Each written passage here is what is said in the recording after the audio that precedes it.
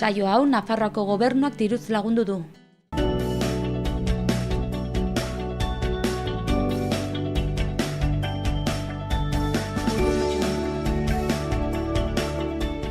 Arratsaldeon guztioi eta ongietorriak Xaloa telebistara egunez egun Iruñerriko hotsaketa zaratak saioan gaituzue.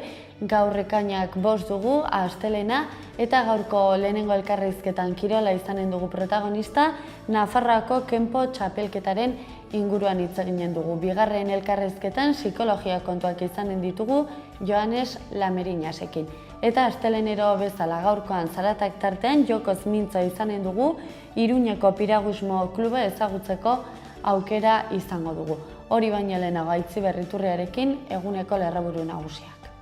Arratsaldeon Larraitz, hauxe dira gaurko egunak utzizkigun lerroburuak.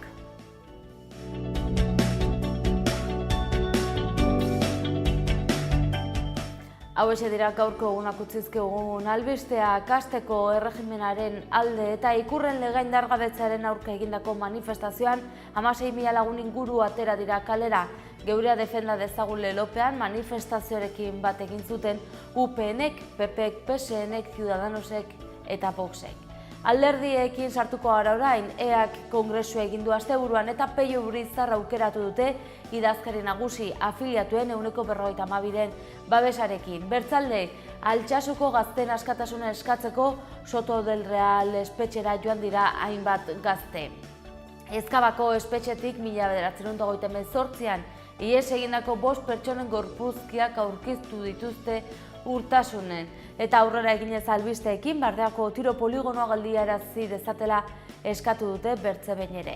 Lekarozen gobernuaren eraikin bat okupatu dute Baztango gazte batzuk etxe bizitza arazoari irtenbide emateko asmoz.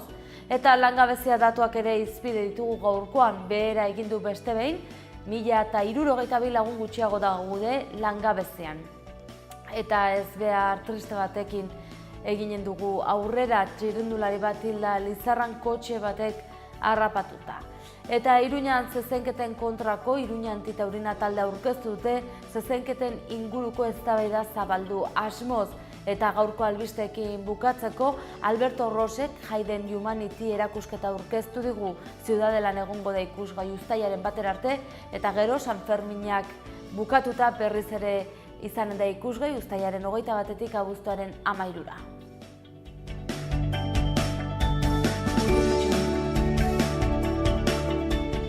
Egunkarietako azalekin aurrera egin dezagun.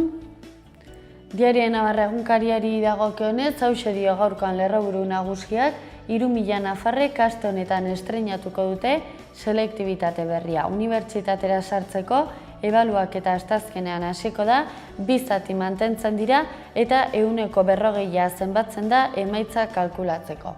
Gaurko argazkiko protagonista Londreseko atentatua dugu, izuaren aurkako gogortasuna eskatu du Meik. Londreseko atentatuan 7 hildako eta 50 zauritu daude, 12 pertsona atxilotu zituzten eta atzoko atxiloketa horietako argazkia dugu gaurkoan Diario Navarra egunkarian. Beste 2 albiste nabarmenduko ditugu, batetik txirrindulari bat hilda Lizarran eta bukatzeko Juan Goitisolo hilda heterodoxiaren erreferentea. Aurrera egin dezagun Diario Notizias egunkariarekin. Lerroburu nagusian terrorismoak erresuma batua astindu du eta 7 biktima eragin ditu. Larunbata gauean 2 atake berri izan ziren, egoera kritikoan daude 50 zaurituetako 21 eta 12 susmagarri atxilotu dituzte. Bestalde gaurko argazkian ezbehar bat dugu, kotxe batek harrapatuta txirrindulari bat hilda Lizarran, bertan ageri zaigu argazkian foruzaingoa frogak aztertzen. David Herrerosek 45 urteko pertsona hil egin zen, buruarekin zintarri baten aurka jo zuen eta horren ondorioz hil egin zen. Beste 2 albiste gehiago nabarmentzekoak azalean, ezkabatik ihes egin zuten 5 pertsonen gorpuak exhumatu dituzte Urtasunen eta bukatzeko Martinez de Irujo pelotariari elkarrizketa egiten diote gaurkoan. Eta gara egunkariari dagokionez, Gaurko lerroburu nagusia argazki handi batez lagunduta, Mayek esan du legeak gogortuko dituela azken atentatua eta gero. Honaino iritsi gara, adierazi du Britania handiko lehen ministroak atentatua eta gero 7 hildako eta 3 erasotzaileak ere hil zituzten. Ostegunean, hauteskundeak eginen dira. Londreseko zubia ikusi dezakegu argazki nagusian. Beste 3 albiste barkatu aipatuko ditugu, dispertsioak beste istripu larri bat eragin du eta bukatzeko EH Bildurekin akordioa egin eta gero Peio Urizar EAko idazkari nagusia izanen da. Eta bukatzeko joan gaitezen Euskal Herria Irratiko lagunen agerkarira.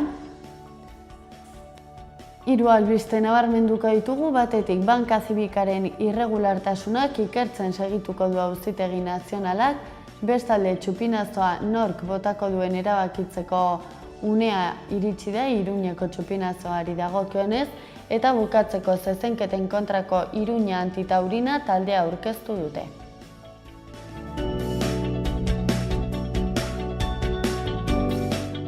Ekainak 5 dugu gaurkoan astelene, ikus dezagun zenelako albisteak utzi dizkigun gaurko egunak Iruñean eta Iruña herrian.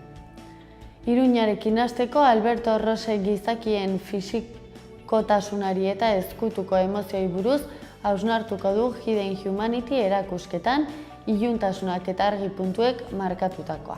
Erakusketa ikusgai egonen da Zitadelako labean, uztailaren 1 bitarte eta San Ferminen ondoren uztailaren 21 abuztuaren 13.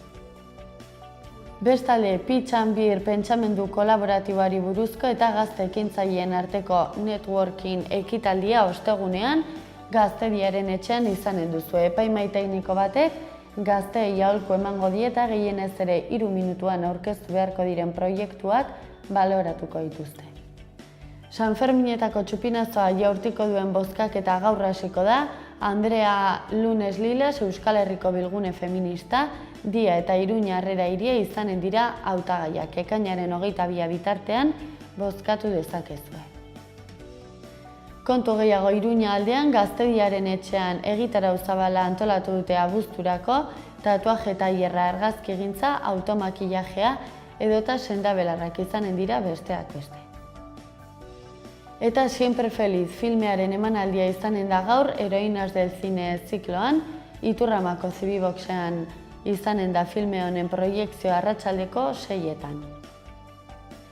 Nondik eta norantz San Ferminen inguruko programaren barruan soka erakusketa ikus daiteke Kondestable jauregian ekainaren 30 arte. Eta Passport obra ikus daiteke gaur Gaztediaren etxean arratsaldeko 7etan. Enbizi zerbitzua gaurtik aurrera berriz ere erabilgarri egonen da, 85 txirrinduelaren erabilera eskaintzen dute Iruñeko 5 guneetan. Eta Iruñeko udala Kenia eta Peruko giza egoera larriak diruz lagunduko ditu eta baita Sahara, Siria eta Burundiko errefuxiatuak. Joan gaitezen Antsoain aldera astelenero egiten dugun moduan, autodefentsa feminista eta hierra izanen da 14 urtetik gorako emakumeentzat ekainaren 16 eta 17an arratsaldean. Kontu gehiago Antsoain aldean, gaur bertan heriotza duina eta bizi testamentua hitzaldia izanen da Antsoaingo gizarte etxean arratsaldeko 7etan. Eta Antsoain Berriozar Berriobeiti hitza eta Txulapaingo gizarte zerbitzuen mankomunitatearen prebentzio kanpaina komunitarioaren inguruko karteleiak eta antolatu dute, parte hartza ekainaren 19tik 29ra. Aurrera egin dezagun Arangurenekin, deialdia kulturako teknikari lanpostua aldi baterako kontratazioarekin betetzeko izan gaien zerrenda hautaproben bidez osatzeko ahozko aurkezpena ekainaren 6an izango da. Eta bestalde 2017ko hiri kanpaldiko matrikulei dagokionez, ekainaren 5etik 7ra egin daiteke. Eta bukatzeko joan gaitezen Bahrainain aldera, Afrikaren alde mugitzen gara 2017 argazki erakusketa bat antolatu dute Senegalen pobrezia, Manu Bravo argazkilari kazetaria eta Pulitzer saridunarena izanen da ekainaren 1etik 9ra ikus daiteke. Eta bestalde, Bareñengo udalak jakinarazten dizue hiri kontribuzio zergaren borondatezko ordainketa egiteko epea 2017ko aprilaren 24an hasi eta ekainaren 5ean amaituko dela.